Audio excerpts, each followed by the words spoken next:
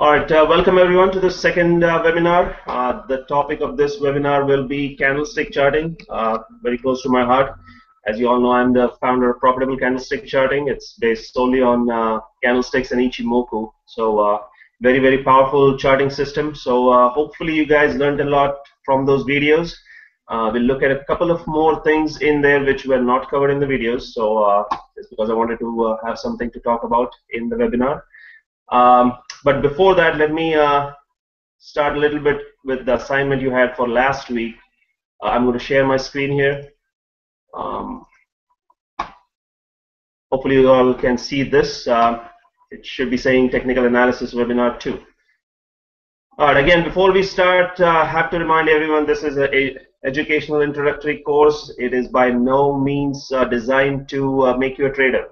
It is to get you interested in trading as a career, and there's a lot to learn if you want to be a trader. So please keep that in the back of your mind. This is no way going to train you to put on a trade tomorrow. Plenty of things to learn in there, plenty of nuances and subtleties to get accustomed to, and a right mindset to have before you can even think about trading real money. All right. So having said that. Some books I'll recommend for candlestick charting. Obviously, one of them is mine, How to Make Money Trading with Candlestick Chart. This is published for the Indian market and is available in India. And the second one, it's a very good book, is Japanese Candlestick Charting Techniques. This is by Steve Nissen. He is the father of candlestick charting in the for the West. He brought all the candlestick knowledge from the East to the West, so he was the pioneer in there. So that's a very good book to read. Of course, it has all US examples. So if you are wanting to look at Indian stock charts and how candlesticks applies to the Indian stock charts, my book available there. You should be able to find it. All right, that's all right. Looking at last week's assignment, many of you did not, I guess, understand the whole pattern. So I'm just going to go quickly over it. This is a double top pattern, and the pattern is not complete, and this is the point you guys missed, is not complete until, let me see if I can draw.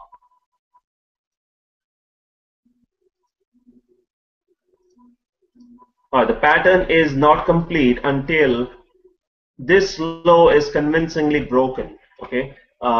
In many of the charts that you had in the assignments, the stock actually reverses even before it can close below this point.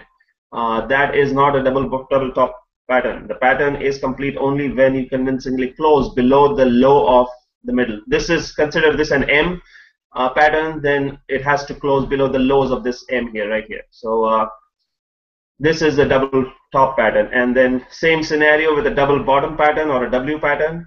It has to close above the middle of that W. So until it does that, it is not a double bottom pattern. Just because it bounced off at the same price level, it doesn't make it a complete double bottom pattern. So this is what you're looking for when you actually want to buy or trade a pattern. You're waiting for it to confirm to close it above here. Now, if you know candlesticks, there are ways to get in the pattern before that. But you have to realize that the pattern is not complete until it breaches and closes convincingly above these highs. Okay. Some of the charts that I saw had slanting lines, bounce lines. So those are not good patterns either.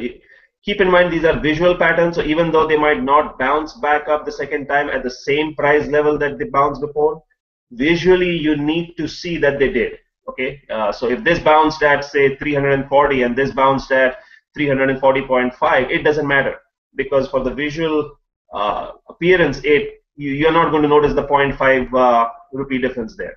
So as long as you can visually see they're bouncing at the same point, it's okay.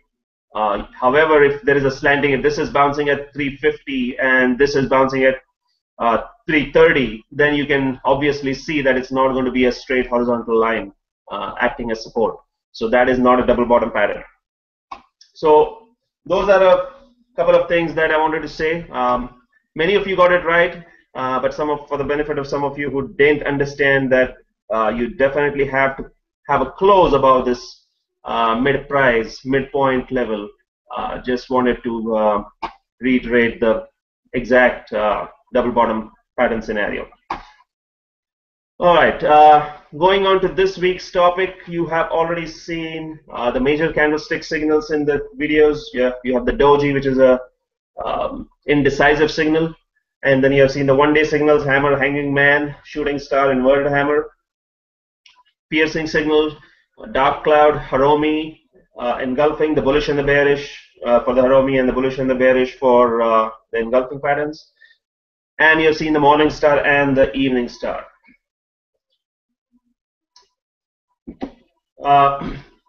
These are all reversal patterns. Keep that in mind. So if you are looking at a bullish reversal pattern, there has to be a downtrend to reverse.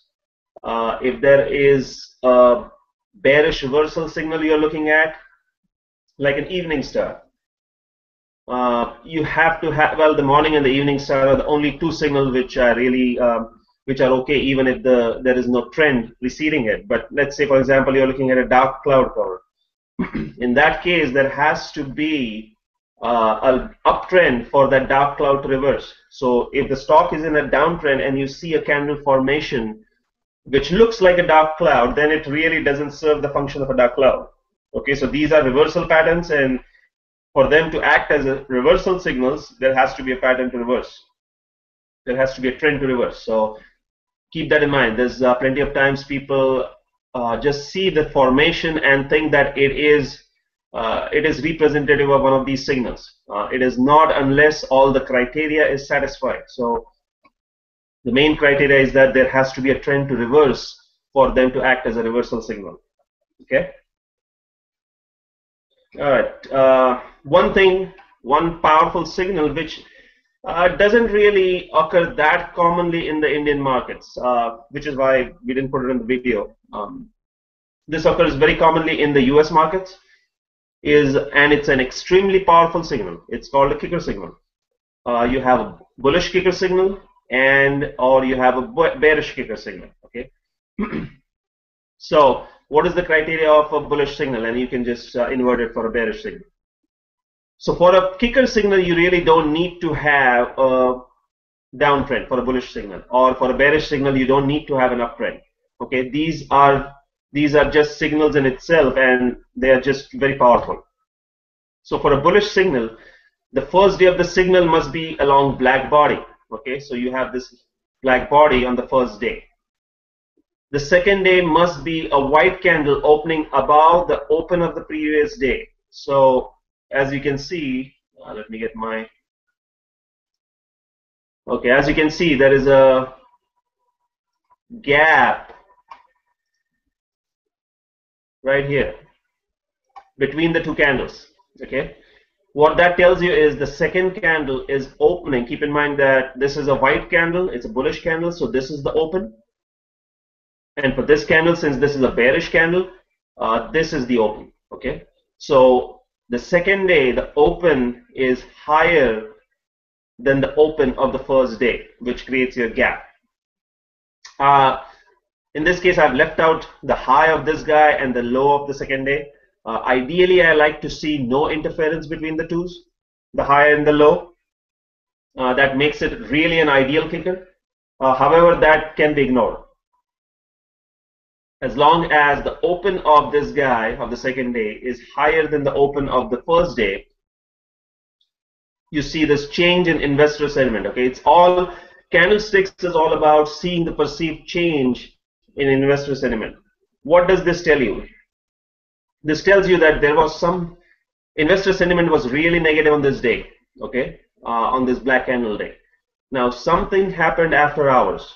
Maybe an earnings announcement, maybe some sort of a ruling on a drug product, or something fundamental news came out after hours in this company, which changed the investor sentiment so much, actually 180-degree change, that the next day the buying pressure on the stock was so high that they had to open it all the way up here to maintain equilibrium between the buyers and sellers. So you want to see that extreme change in investor sentiment. None of the other candlestick signals have this kind of an extreme change.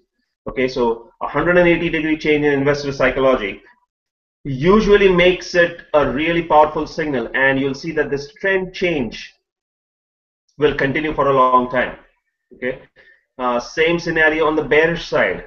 Initially on the first day, the traders and the investors in here were bullish on the stock.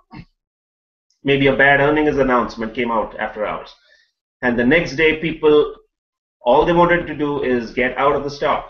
Okay, so there were so many sell orders even before the open on that stock that to maintain equilibrium, the stock had to gap down the next day and open below the open of the previous day, which created this gap. Okay, so very, very powerful change in investor sentiment, which usually lasts for quite a few days in the direction of that sentiment. So if you see a kicker signal, be sure to act on it. Well, actually, again, let me retrace that back. You're not right now going to act on anything, but keep that in mind that this is a very powerful signal, and it usually will give really good results. Here's an example of a bullish kicker signal. Let me circle that or point that out. Right here, see the big gap between the first day and the second day. If I can zoom in, right there. Okay, so first day you have this bearish candle, and some news came after hours which made the stock open up quite a bit from where it closed the day before. It closed down here near 44. It opened near about 47.5. So something happened here after hours. Look at the huge volume coming in. And this is one of the signals, again, as I said, it did not have a huge downtrend to reverse. It did not have an uptrend to reverse, nothing like that. If I see a kicker signal, it usually tells me that you're going to see a nice continued move up, just like in this case. Okay. Oops. All right. Here's a bearish kicker example. Okay, stock was moving up, investor sentiment was all bullish. Something happened that after hours on this day, it opened down below where it had opened the day before. And then you have this nice downtrend following that kicker signal. Okay, so if you see a kicker signal, pay special attention to it. It's one of the most powerful signals out there, and again, as I said, you don't see too many of these on the Indian stock charts, just because of the way they operate, I guess, as far as executing orders. So, but keep that in mind. I thought I should put that in just for you. If somebody trades the U.S. markets, then this would be very useful.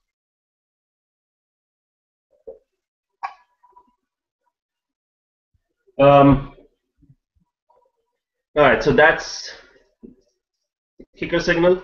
The next one, which is not included in the video, these are advanced candlesticks stuff. Excuse me. Are candlestick patterns. If you have looked at my website, then there's plenty of descriptions on there about all these patterns. And if you are really interested in candlesticks, feel free to browse through there. But I thought I'll include just one example of what patterns are. Patterns are much more powerful than signals. Signals happen over either 1 day, 2 days, or 3 days, like you have seen in the videos. Patterns occur over a long period of time, just like you have head and shoulders and cup and saucer and flags and pennants on the Western side. Those patterns are very common in the Western technical analysis. Similarly, in the Japanese candlestick world, you have a J-hook or inverted J-hook. There's a fry pan pattern and a dumpling top pattern. Okay. So again, these happen over a longer period of time, so there is a lot of psychology built into them. The whole idea is the more the psychology built, just like a 3-day signal is more powerful than a 2-day signal. Same thing. These happen over weeks at a time. So the psychology built behind them is much more dominant. So you're going to see much more better results using candlestick patterns than candlestick signals. Now there can be candlestick signals inside candlestick patterns. Okay, so when you see a candlestick signal set up in a candlestick pattern, for example, let's say you see a bullish candlestick signal set up like a morning star inside a bullish candlestick pattern like a fry pan or a J hook, then you get that much more confidence that the trade is going to work. Okay, your probability is much higher in that case. So it's all about increasing your probabilities in trading. Again, are these patterns guaranteed to work? No. Okay, nothing is guaranteed to work in trading. The only guarantee in trading is a loss. You will face losses one time or the other. So that is the only guarantee in trading. The rest of the time you are trying to minimize the loss and make sure your profits are higher than your losses. That is the whole idea of trading, is that your profits are more than your losses. So here's a fry pan pattern. Okay, this happens, I mean, this is just a representation of a pattern. So the pattern need not follow these number of days. It can happen on 5-minute or a 10-minute or an hourly or a weekly or daily chart. So just like a signal, these patterns also occur on all time frames. So what is this pattern? You see that it is just like a rounded bottom pattern. It is like a cup and handle without the handle. Initially you have bearish investor sentiment. Okay, maybe the earnings were bad, something like that, which has caused investor sentiment to sour. So you have people selling the stock after a few days, and it could be weeks. Okay, you see that you start getting indecisive signals. Okay, the sentiment starts becoming indecisive towards the stock. All the sellers are pretty much gone away. Those who wanted to sell the stock are now out of the stock. People are now buying, some are selling. Excuse me. So the sentiment is pretty much indecisive down here. After a few days, or again, this could be a few weeks, or on the 5-minute chart, it could be a few 5-minute bars. So after that, once you see the sentiment start building positive, okay, you see these positive candles start coming up. That's the right hand side of the pattern. Okay, the pattern is complete when you see this breakout. The breakout happens when the pattern starts. So this is the place the pattern started. Oops. When it breaks out of that, the pattern is complete. Okay, so the right way to play this pattern is not, I usually will not wait for this breakout to happen. That's for novice traders. However, if you are good, when you start noticing these charts more and more, as your eyes get trained to perceive this change in investor sentiment, you can start buying down here on the right hand side of the pattern, anticipating that it will at least go up and touch this resistance. Okay, now guess what happens if they fail at this resistance? This could lead to your cup and handle pattern. Okay, so the first time the bulls fail here, the bears take control, it starts going down, and then the bulls come back in, and then they break out. So a failed fry pan bottom can lead to a successful cup and handle pattern. Okay, however, if you do get in somewhere in this point, you always have the option of taking profits when it reaches this point. So one strategy could always be, okay, you get in here, because you notice this change in investor sentiment, you know that a fry pan is setting up, so you get in here and then you get out half your profits here and keep your half position just in case the stock decides to break out. You don't want to lose that, so you keep half your position here, and then you notice it's falling back and you're waiting for the cup and handle to take place. Now you always have to decide where you want to get out of the entire position. You have a defined point before you enter the trade. Okay, those are the things you have to think about before entering the trade. Okay, if I get in here, where do I take half my profits? Where do I take the remaining profits? Or where do I get out of the position? What tells me that this pattern has failed? All those questions have to be answered before you get in. Okay, now if it does break out and you get these monster profits, like we'll see in the next example here. Here's a fry pan.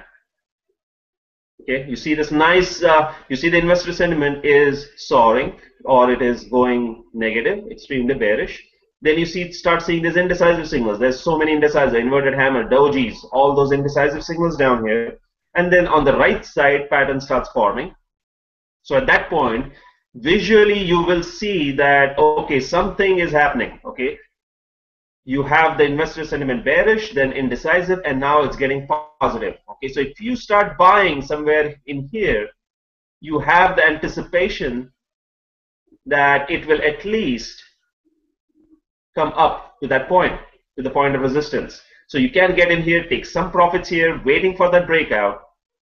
If the breakout didn't show up, you can, and then it starts doing a cup and handle, you can do that too. Okay, you can. But you do need to take half your profits here so that you know this is going to, because you know this is going to present resistance. Okay, so look at the nice breakout it does after that. Okay, do patterns work all the time? They don't. Okay, however, look, the psychology in behind these patterns makes the probability very high that these patterns will work. So you're always trying to play probabilities. You're always trying to see what has happened in the past. Also, if you can see, go back on a chart and see that this pattern has occurred in this stock, chances are the next time the pattern occurs in this, starts occurring in the stock, it will succeed. Okay. If it has a tendency to keep doing it, it will keep doing it in the future. If it has done it in the past, if the patterns have repeatedly failed on a stock chart in the past, chances are that it will keep failing in the future. So again, you are just trying to put probabilities in your favor. It's not an exact science. It's a visual science. You have to notice these patterns. There's no scans available to do this. There are scans for the major candlestick signals. You can program them. However, for the patterns, since you don't know the duration of these patterns, it could last anywhere from a few days to a few weeks. You really can't program them correctly. Okay, it's a visual pattern. If you see them on a charts, it takes less than 2 seconds to analyze of whether it's forming this sort of a rounding bottom or not. So it's very easy to notice. Here's another one. Here's one in Dena Bank. Okay, investor sentiment bearish, bearish, bearish, and then starts becoming indecisive down here, and starts slowly building up the right hand side of the pattern. So around somewhere this point, you can visually see this pattern happening. Okay, and then you know that this is the point where the pattern started.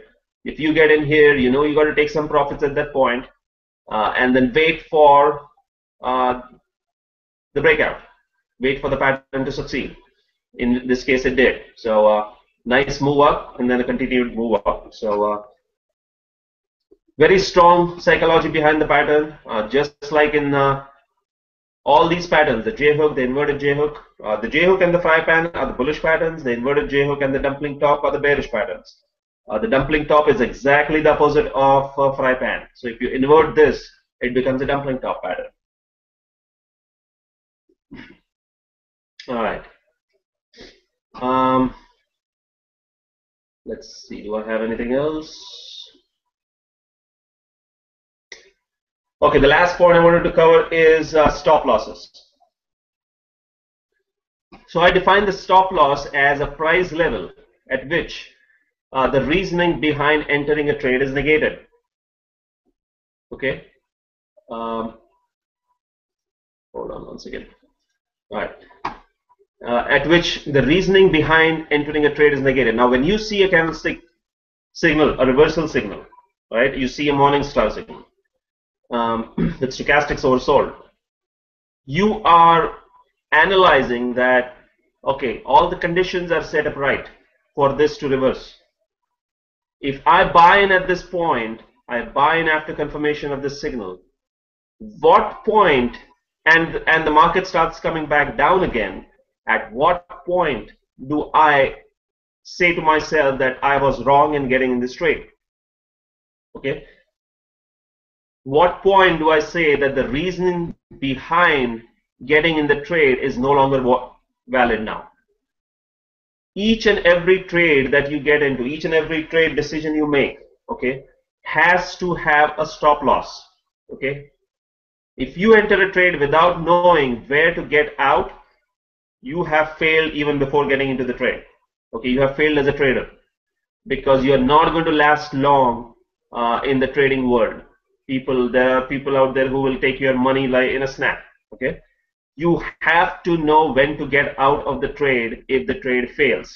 So, and this can take an entire day to go over for the stop loss of different signals. I usually teach them in my advanced trading classes for the traders, because there is a stop loss involved with all the candlestick signals and all the patterns.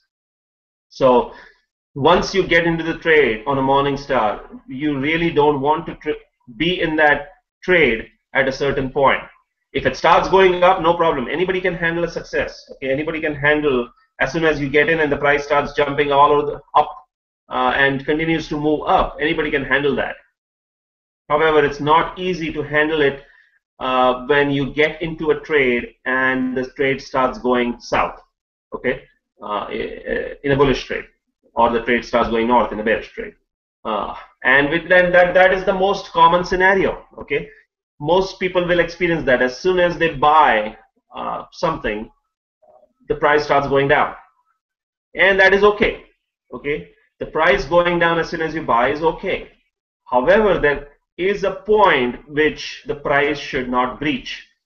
The price should not breach that point, because that is the point you have told yourself in advance that the reason is now negated. So if you are buying because now the bulls have told you that they are in control after a morning star signal, a point on that chart should tell you that the bulls are no longer in control, the bears are in control now, so you need to get out of that chart, of that stock. So many people fail to do that. Okay, they will find an entry point and they will define a target point. Okay, here is where I'm going to take profits. Okay, so they look at the positive side first, which is good, no problem about that. You have to have a target in mind too. However, they fail to come up with a point where they need to get out of that. As I said before, the whole idea of trading is to make sure that your profits are higher than your losses. Okay, you are going to get guaranteed losses. So the whole idea is your winning trades should have more profits than the loss in your losing trades.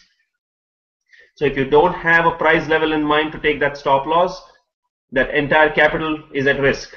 You could lose a lot more. Keep in mind that if you lose 50% of a trade, it takes 100% to make up that capital. Okay, so the math is very funny there. If you lose 50%, it takes you 100% of the remaining capital to make that capital back. So keep that in mind. So you have to make sure your stop losses are small. Again, we went over the portfolio management thing last time, where we defined your how many shares to buy, right? So the stop loss comes into the picture there too. So that is what I wanted to say about stop loss, and that's it. And that's all the presentation I had. If you have any questions, let me go back to the Hangout.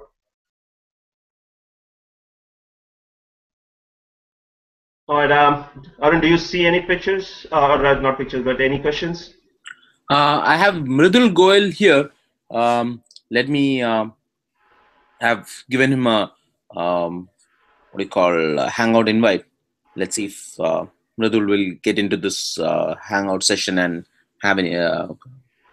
Maybe he has some questions. Otherwise, there are no other questions at this point. Okay.